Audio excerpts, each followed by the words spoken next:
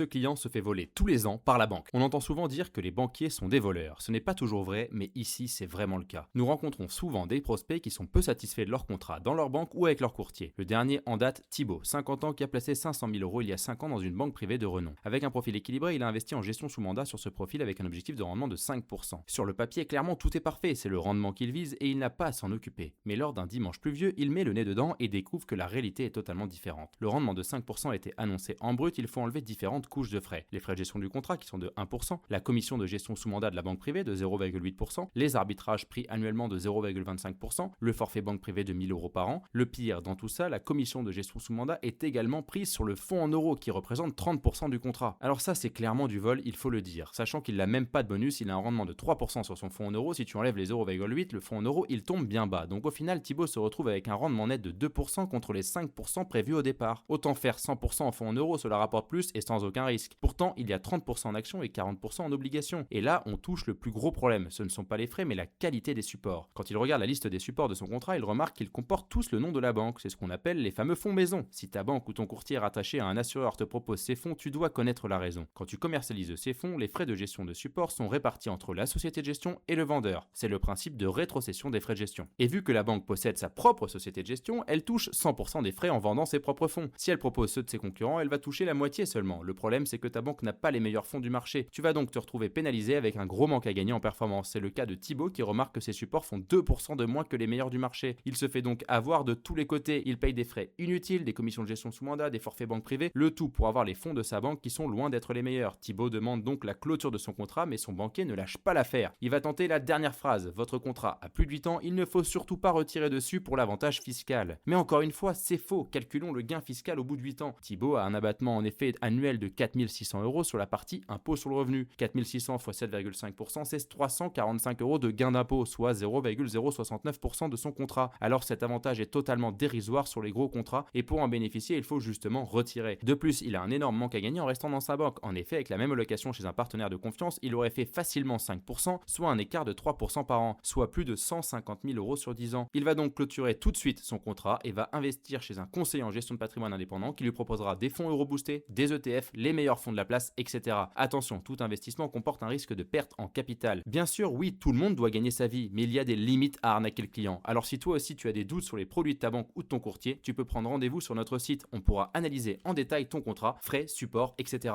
Et le lien est dans la bio.